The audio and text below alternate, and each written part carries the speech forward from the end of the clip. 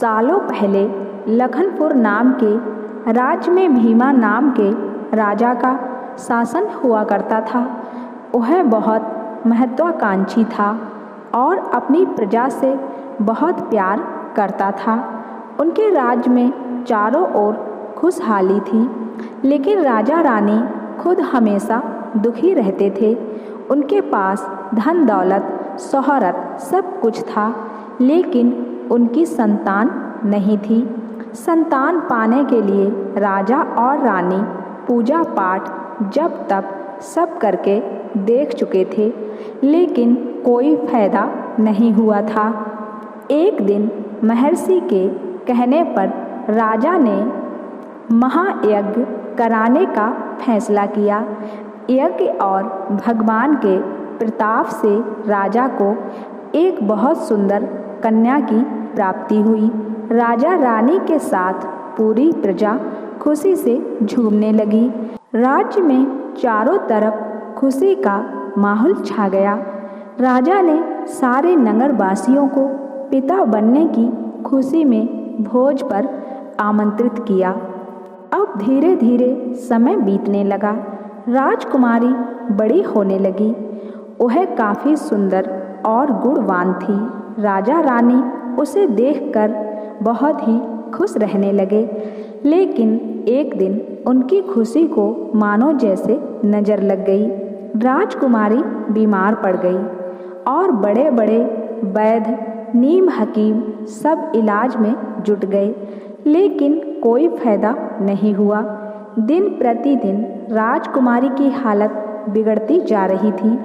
राजकुमारी के ऊपर कोई दवा असर नहीं कर रही थी।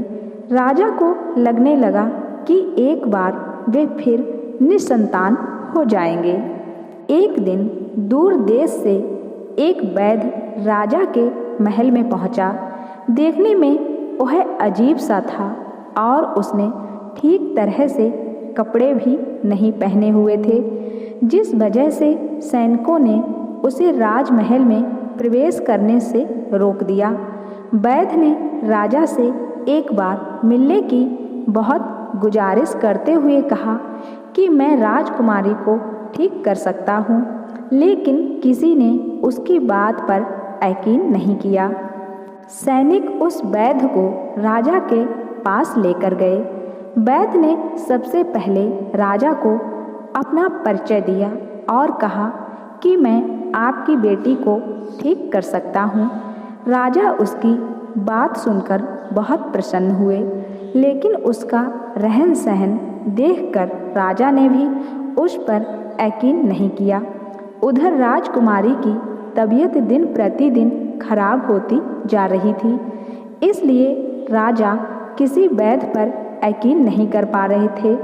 लेकिन उस वैद्य का आत्मविश्वास देखकर राजा ने उसे एक मौका देने का फैसला किया। राजा ने वैद्य को बोला कि अगर राजकुमारी ठीक नहीं हुई तो अंजाम भुगतने के लिए तैयार रहना। इस पर वैद्य ने बोला, ठीक है, लेकिन अगर राजकुमारी ठीक हो गई तो मुझे क्या मिलेगा? राजा ने कहा, जो मांगोगे वही मिलेगा। वैद्य राजी हो गया। राजा खुद उस वैद्य को लेकर राजकुमारी के पास गए। राजकुमारी बिस्तर पर बेजान सी लेटी हुई थी। ऐसा लग रहा था जैसे किसी ने उसका सारा नूर निकाल लिया हो। चेहरा दर्द में डूबा पीला पड़ गया था। वैद्य राजकुमारी के करीब पहुंचा और नब्ज टटोलने लगा। फिर उसने थैले से जड़ी बूटियों से दवा तैयार की, पुड़िया निकाली और राजकुमारी के मुंह में डाल दी। वैद्य ने राजा और रानी से बोला कि आपकी बेटी जल्दी ठीक हो जाएगी। वैद्य की बात सुनकर राजा रानी के मन में बेटी के ठीक होने की एक उम्मीद की किरण जाग उठी। ऐसे ही इलाज करते हुए 2 महीने बीत गए। धीरे धीरे राजकुमारी की हालत में सुधार होने लगा। उसके चेहरे की चमक लौटने लगी। राजा रानी के चेहरे की खुशी भी छलकने लगी। एक दिन वैद्य ने राजा से कहा, महाराज, राजकुमारी अब ठीक हो गई है। एक महीने की पुड़िया बनाकर दे रहा हूँ। इसे समय पर राजकुमारी को देते रहना। इसके बाद राजकुमारी पूरी तरह स्वस्थ हो जाएगी। यह बीमारी दोबारा उनके पास भी नहीं भटकेगी। अगले दिन राजा ने वैद्य को अपने पास बुलाया और कहा कि वादे के मुताबिक मैं तुम्हें तुम्हारा इनाम देना चाहता हूँ। बताओ तुम्हें क्या चाहिए। वैद्य बोला, सोच लीजिए राजा जी, आप अपने वादे पर कायम रह पाएंगे कि नहीं। राजा ने बोला, तुमने मेरी बेटी को स्वस्थ किया है, बोलो क्या मांगते हो।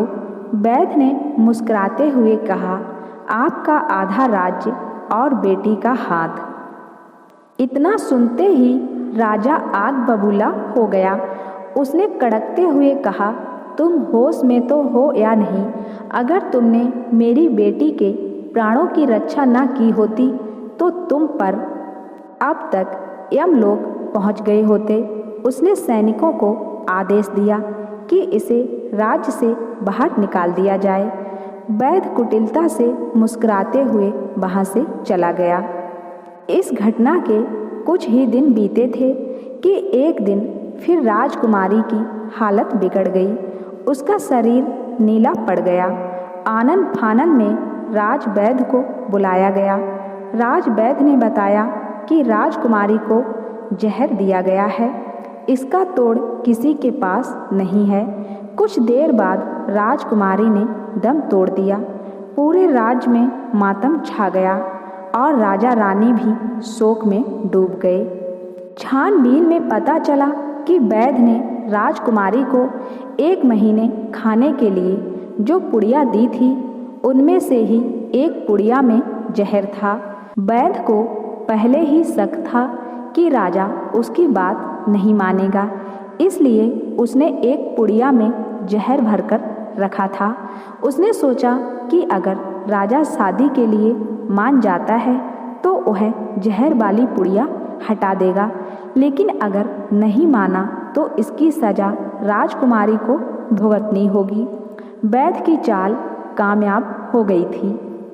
तो दोस्तों, इस कहानी से हमें यही सीख मिलती है कि अगर किसी से कोई वादा किया है तो उसे पूरा जरूर करना चाहिए।